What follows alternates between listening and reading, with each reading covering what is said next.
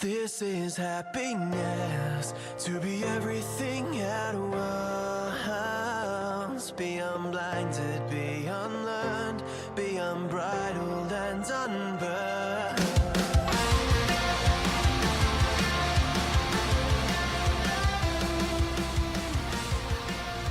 Hey guys, welcome back to a brand new episode of Mood Prep. My name is Dave Nixon, and today I'm going to go through the path to self-actualization, or as Dr. Michael Hall, or Mr. Michael Hall calls it, the untold secret, rather, of self-actualization by Michael Hall. So if you want to look that up, you can. There's a little sort of ebook of some sort on it. Anyway, so self-actualization is quite an interesting concept, and I suppose this also feeds into this idea of the difference between waking up and growing up.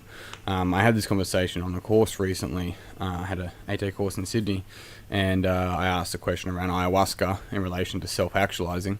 Ayahuasca, if you're not familiar with it, is basically an Amazonian drug. It's called Mother Ayahuasca, and it's an inward trip. I've never taken it, man. I haven't even smoked weed, but it's an inward trip, and it goes into the collective consciousness, etc. And anyone that has gone and done this has come back with some magnificent tales. In fact, if you search in my podcast, I talked to AJ, my business partner, about it. We did a podcast with John Sheridan, AJ Vella, and myself, and we talked about it there as well. So either way, I asked about Mother Ayahuasca and its relation to self-actualization, and it was kind of just disregarded as drugs, which is a very global way to do it. However, what I then spoke about with someone later on was the difference of waking up and growing up. And self-actualizing is often really growing up, but growing up with purpose and intent, right? And so you look at something like purpose and intent, those two things together are actually what allow us to self-actualize. So this is the growing up phase. Waking up, sometimes something like Mother Ayahuasca, although it's not easy to get your hands on, even illegal, in Western countries, it's a way of sort of waking up. But there's other things that happen in life for us to wake up. You know, someone has a child, someone realizes that they're just fucking over how their life is. There's so many variations and moments that we may have that just we start to expand our awareness. That's when we see things differently. You get that? When we see things differently, we expand our awareness. See things differently, expand awareness.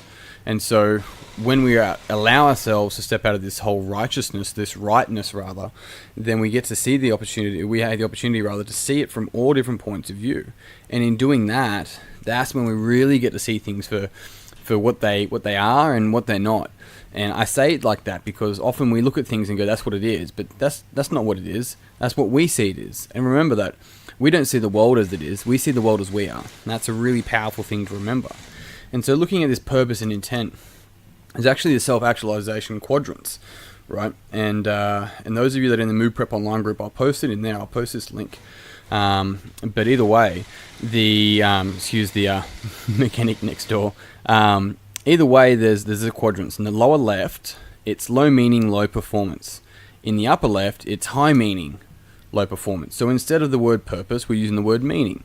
And what this ends up looking at is meaning and semantics. The people that are in the far left, they have a lot of meaning but no performance, or low performance and low intent.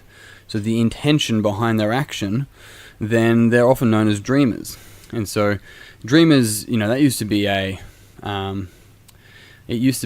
a compliment back in the day. When I say back in the day, hundreds of years ago, because it was the way the world moved forward. We don't, you know, move forward by compulsive workaholics, which is actually on the performance side. So high performance, low meaning is often compulsive workaholics. They just work, and they don't put a whole lot of meaning behind it. And so they work themselves until they have a break so they can find some meaning in their break, then go back and work.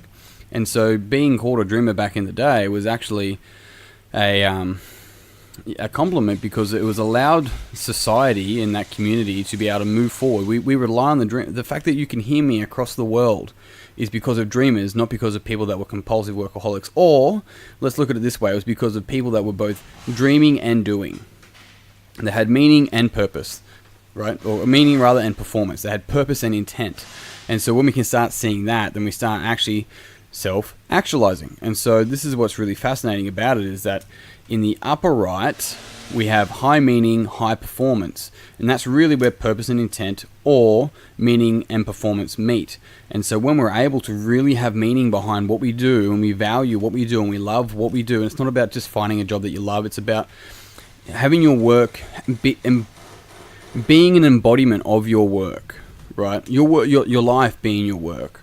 And that's a real big different thing. When we have that, and then we continually move towards action and doing, then in that circumstance, that's actually how we move towards self-actualization. The interesting thing around this is that a lot of these characteristics on either end of the axis, right, on the meaning or the performance axis, can be tracked back to like meta programs and enneagrams, and that's one of the reasons why I use all these models as part of the developmental coaching, but also as part of the coaching at the gym, and then also work with myself and work with the clients, is because they all sort of fit with each other.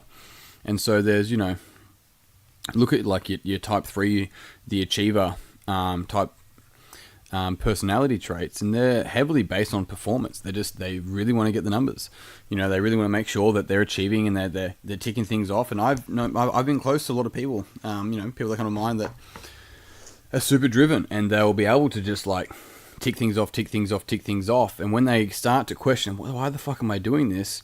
It's like they distract themselves by performing, by doing things. And they may find that there's not this deeper purpose behind what they're doing. And then you get the other person that just sits there and is a dreamer, and all they do is dream. And that's great, but the lack of doing keeps them in Dreamland. And that place in Dreamland doesn't do any good for them. It doesn't do any good for us. Doesn't do any good for the community. It's literally the mixture of both. And so when we're in a space where we can sort of recognize what our strength is, and maybe what we're not so good at, and then learn, and this is why I think coaching is such a powerful tool, and the reason why I get it and why I work with people, as in they work with me rather, is so that we can gain access to our blind spots, because our potential doesn't lay in just developing what we're good at. Like, becoming really good at what we're good at is great, but our potential lays in our ability to, like I said earlier in the podcast, expand our awareness, expand our understanding of reality. And then we start to see the lies that we tell ourselves, because the lies are often just shortened, like I'm going to say an oversight, but it's actually more of an undersight. The lies are literally just being ignorant to some of the facts and some of the situation, And when we're actually able to see that, when we're able to see the blind spot, then that's where our potential is. And I say that because our ability to move through self-actualization, and it is a continual development.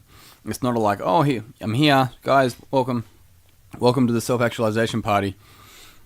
And if you are there, by the way, if that's where you think you are, then that's called spiritual materialism, and that's a whole nother podcast. But it's this constant tweaking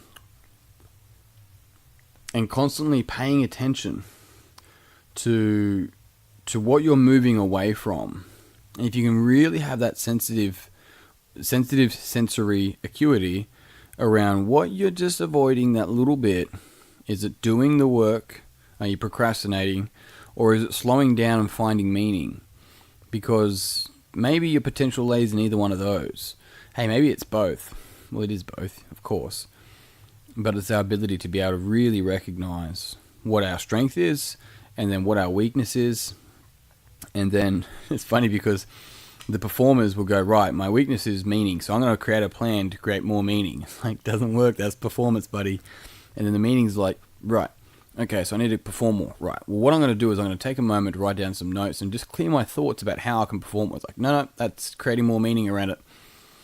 It's a lot harder than that. It's not a do this or do that type of exercise. It's fucking go inside, go deep, and get some support. Work with people. Figure shit out. Read some books. Keep listening to this sort of stuff. You'll figure it out, but you got to keep unraveling. It's not just once. You're like, oh, okay, yeah, I get it. And then for the rest of your life, it's a continual unraveling. And I hope you continue to join me on my journey through that process. And I'll be here for yours as well.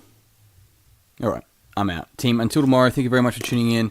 Once again, if you found this podcast beneficial, it would mean the world to me if you'd pass it on to someone else that you think would also find it beneficial. Otherwise, I'm out. Peace and pizza. kick today in the dick, and slay the dragon. Ciao. Everything at once. Be unblinded, be unlearned, be unbridled and unlearned.